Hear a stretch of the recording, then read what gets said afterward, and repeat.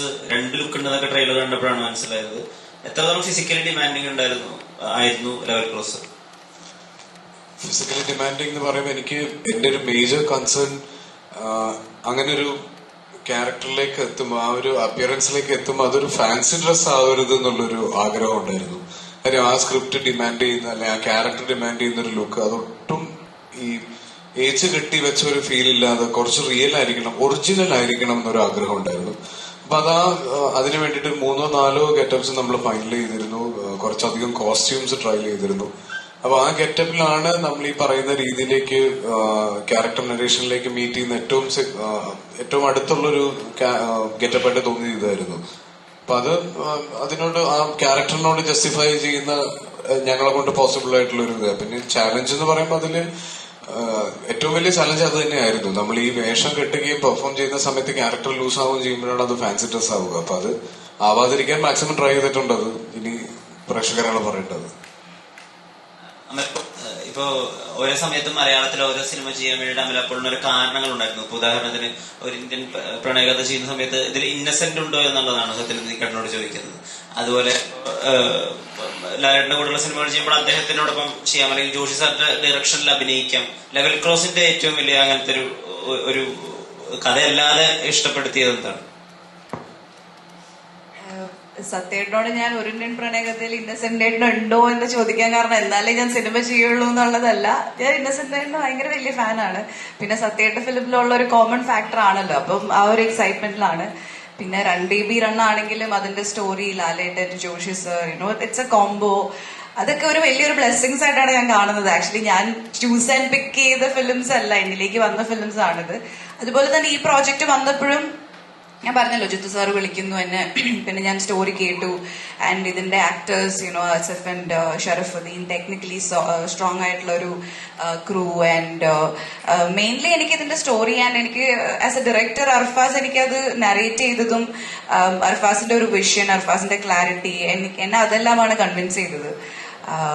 So overall it was a good project to be a part of എന്ന് തോന്നി. എനിക്കൊരു നല്ലൊരു ഇൻറ്റ്യൂഷൻ ഉണ്ടായിരുന്നു, ഒരു കൺവിക്ഷൻ ഉണ്ടായിരുന്നു, ഇത് എന്തായാലും വർക്ക്ഔട്ട് ആവും. ബിക്കോസ് എല്ലാ ഡിപ്പാർട്ട്മെന്റ്സിലും ഇത് അത്രയും തന്നെ ഈ പടം അർഫാസ് എങ്ങനെയാണോ കാണുന്നത് അതേ വിഷൻ തന്നെയുള്ള ആക്ടേഴ്സും ടെക്നീഷ്യൻസും തന്നെയാണ് ഇതിന്റെ കൂടെ ഉള്ളത്. സോ അത് നന്നായിട്ട് വരും എന്നുള്ളൊരു കോൺഫിഡൻസ് ഉണ്ടായിരുന്നു.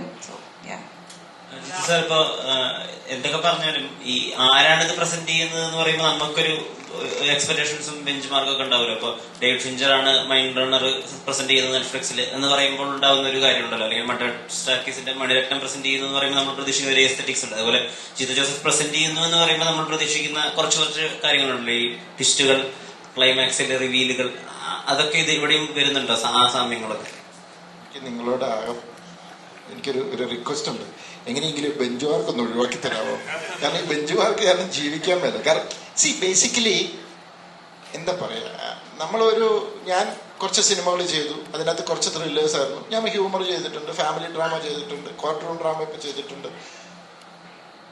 ബെഞ്ച് മാർക്കിന്റെ ഒരു ഇതെന്താന്ന് എനിക്ക് ഇപ്പോഴും മനസ്സിലായിട്ടില്ല. എന്റെ പ്രോബ്ലം അതാണ്. അപ്പം ദൃശ്യം ഇറങ്ങി കഴിഞ്ഞപ്പോൾ തൊട്ട് ഏത് സിനിമ വന്നാലും ദൃശ്യം പോലെ ആയാലും ഞാൻ വേറെ ദൃശ്യം 1 ഉം 2 ഉം തമ്മിൽ കമ്പയർ ചെയ്യുന്ന എനിക്ക് മനസ്സിലാക്കാം. അപ്പം എനിക്കതിപ്പോഴും കൺഫ്യൂസ്ഡ് ആകുകയാണ്. അതുകൊണ്ട് ഞാൻ ദയവ് ചെയ്ത് പറയാം, എൻ്റെ ബെഞ്ച് മാർക്കും ലെവൽ ക്രോസും തമ്മിൽ കണക്ട് ചെയ്യണ്ട. ലെവൽ ക്രോസ് എന്ന് പറയുന്നത് it's A different film, it's an interesting plot, ഒരു ഡിഫറെൻ്റ് ആയിട്ടുള്ള ഒരു സ്റ്റോറി, അതിനകത്ത് നന്നായിട്ട് പെർഫോം ചെയ്ത ഒരു നല്ല ക്യാരക്ടറൈസേഷൻസ് ഉണ്ട് അതിനകത്ത്. അപ്പം അതൊരു പുതിയ ഫിലിം മേക്കറുടെ ഒരു തോട്ടാണ്. അതിനെ നിങ്ങൾ സപ്പോർട്ട് ചെയ്യുക. അപ്പം അല്ലാതെ നിങ്ങളിത് ഈ സിനിമ ജിത്തു ജോസഫിന്റെ യൂഷ്വൽ ട്വിസ്റ്റ് അങ്ങനെ ഒന്നും പ്രതീക്ഷിച്ച് വരണ്ടേ. ഇതൊരു ഒരു വ്യത്യസ്തമായ ഒരു സിനിമ, ഒരു നല്ലൊരു സിനിമ കാണുക എന്നുള്ള രീതിയിൽ വരിക. അല്ലാതെ ഇതിനകത്ത് ഭയങ്കരമായ ട്വിസ്റ്റ് ഉണ്ട്, അല്ലെ ഭയങ്കരമായ ഹ്യൂമർ ഉണ്ട്, അങ്ങനത്തെ ഒന്നുമില്ല. ഇതൊരു ഡിഫറെന്റ്, അതേ ഒരു വ്യത്യസ്തമായൊരു സിനിമ എന്ന് കരുതി ഒരു കാര്യം ഞാൻ പറയാം, ഇത് ലോകത്തിൽ ഇന്ന് ഒരു എന്നൊന്നും അവകാശപ്പെടുന്നില്ല. പക്ഷെ വേറൊരു എക്സ്പീരിയൻസ് ആയിരിക്കും ഈ സിനിമ എന്നാണ് എന്റെ വിശ്വാസം.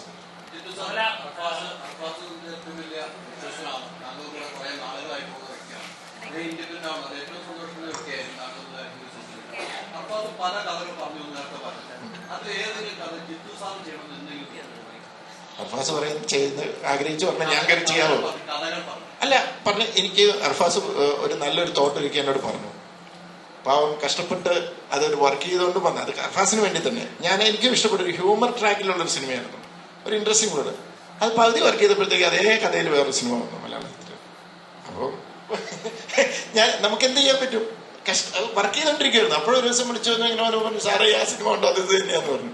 പിന്നെയും എന്നോട് ഓരോ തോട്ടുകൾ പറഞ്ഞു. അതൊക്കെ കുറച്ച് ഐഡിയാസ് ഇങ്ങനെ പറഞ്ഞു. അപ്പൊ ഇങ്ങനെ ചിലത് പറയുമ്പോൾ ചില ഐഡിയാസ് നമ്മൾ സ്ക്രീൻ പ്ലേ ചെയ്ത് വർക്ക് ചെയ്ത് വരുമ്പോൾ അത് ഭയങ്കരമായിട്ടും അത് നന്നായി വരാം. ചിലത് അത്രയും നന്നായി വന്നെന്ന് വരില്ല, ചിലപ്പോൾ ഡ്രോപ്പ് ചെയ്യേണ്ടി വരും. അങ്ങനെ പലത് പറഞ്ഞ കൂട്ടത്തിൽ എന്നോട് ഇത് പറഞ്ഞപ്പം ഞാൻ പെട്ടെന്ന് ഞാൻ ചോദിച്ചു, കുറച്ചുകൂടി ഒന്ന് ഡീറ്റെയിൽ ആയിട്ടൊന്ന് വർക്ക് ചെയ്തിട്ട് എന്നോട് പറയാമെന്ന് ചോദിച്ചു. അപ്പൊ ഞാൻ പറഞ്ഞു, അർഫാസ് ഇത് ഭയങ്കര ഇൻട്രസ്റ്റിംഗ് ആണ്. ആസ് എ ഫിലിം മേക്കർ നിങ്ങൾക്കത് ഭയങ്കര ഒരു breakthrough, you are something different എന്നുള്ളൊരു ഫീല് എനിക്ക് തോന്നി. അത് ചിലപ്പോൾ ഓഡിയൻസിന് കിട്ടുമായിരിക്കും എന്ന് എനിക്ക് തോന്നി. അത് അല്ലാതെ പിന്നെ അർഫാസ് കൊണ്ടുവരുന്ന ഒരു കഥ ഇഷ്ടപ്പെട്ടാലും ഞാൻ എനിക്ക് ഇഷ്ടപ്പെട്ട ആഗ്രഹം തോന്നിയാൽ ഞാൻ മിണ്ടായിരിക്കത്തേ ഉള്ളൂ. കാരണം അത് അർഫാസ് ചെയ്യട്ടെ.